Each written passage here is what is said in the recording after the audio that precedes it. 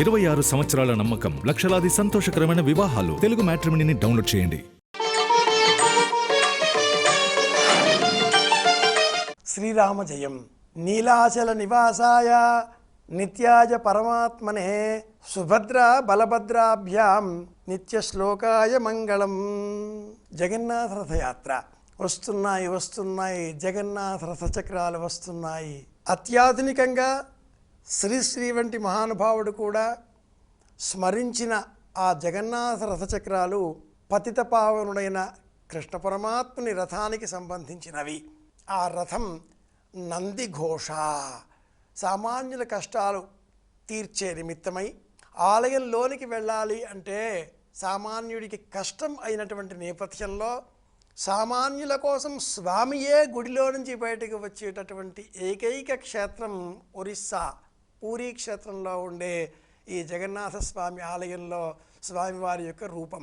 మూల విరాట్టు బయటికి వచ్చేటటువంటి సందర్భం ప్రపంచంలో ఏ ఆలయంలో కూడా లేని ప్రత్యేక అరుదైనటువంటి ఘట్టం ఈ జగన్నాథ స్వామి ఆలయానికి ప్రత్యేకం.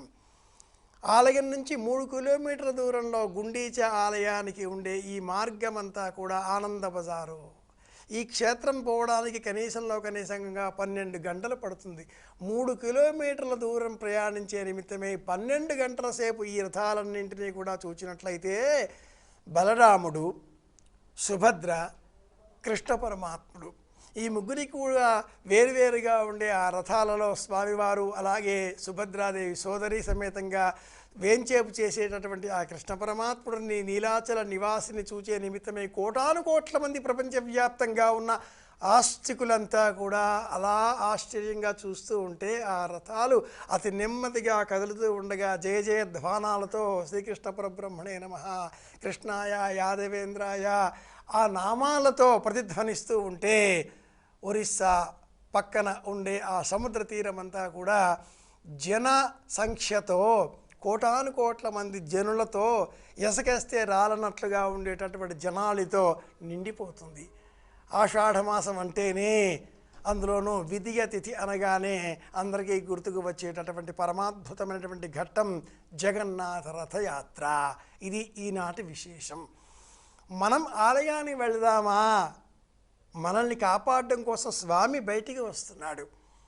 అలాగే ఆ ఆకాశంలో ఎక్కడో స్వర్గలోకాలలో ఆ లోకాలపైన ఉండేటటువంటి ఆ పరంధాముడు మనపైన జాలితో ప్రేమతో కరుణతో దిగి వచ్చాడు. నడిచి నేలపైకి వచ్చాడు, చెయ్యి అందించాడు.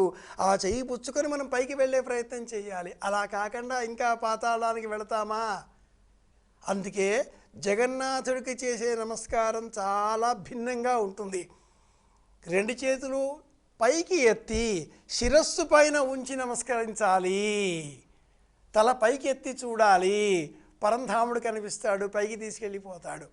నేలబారు చూపులు కాకుండా నీలాచల నివాసిని స్మరిస్తూ ఈ శరీరాన్ని మనల్ని ఎలా తీసుకువెళ్తాడా స్వామి అన్న ఆలోచనతో పరంధాముడిని మనసులో ఎలా నిలుపుకోవాలో చెప్పేదే ఆషాఢ జగన్నాథ రథయాత్ర.